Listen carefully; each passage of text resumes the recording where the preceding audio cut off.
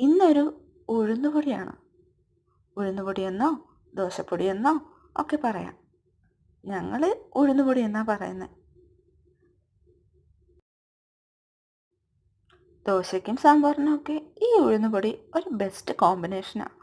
സാമ്പാറിനൊപ്പം, ചട്നിയോടൊപ്പം, ഇല്ലെങ്കിൽ ഇതൊന്നുമില്ലാതെയും നമുക്ക് വേഗം ലേസി മോർണിംഗ്സിലൊക്കെ നമ്മൾ കുറച്ചധികം ഇത് ഉണ്ടാക്കി വയ്ക്കുകയാണെങ്കിൽ പെട്ടെന്ന് കുട്ടികൾക്കൊക്കെ കൊടുത്തു വിടാം. അപ്പോൾ എങ്ങനെ തയ്യാറാക്കണമെന്ന് നോക്കിയാലോ. കുറച്ച് ഉഴുന്ന് പരിപ്പും കുറച്ച് തുവരപ്പരിപ്പും പിന്നെ കുറച്ച് അരിയും. എരിക്കായിട്ട് വറ്റൽമുളകും പിന്നെ കറിവേപ്പിലയും കായവും ഉപ്പും കുറച്ച് ജീരകവും ചേർത്ത് നല്ലതുപോലെ വറുത്ത് ഒന്ന് തണുക്കുമ്പോൾ നമുക്കിത് മിക്സിയിൽ പൊടിച്ചെടുക്കാം. നല്ലൊരു എയർ ടൈറ്റ് കണ്ടെയ്നറിൽ അടച്ച് സൂക്ഷിച്ച് വയ്ക്കാം. ഫ്രിഡ്ജിൽ വെച്ച് കുറച്ചധികം നാൾ യൂസ് ചെയ്യാം. ഉപയോഗിക്കാൻ കുറച്ച് എണ്ണയോ നെയ്യോ ചേർത്ത് ചാലിച്ച് ബ്രേക്ക്ഫാസ്റ്റിനൊപ്പം കഴിക്കാം.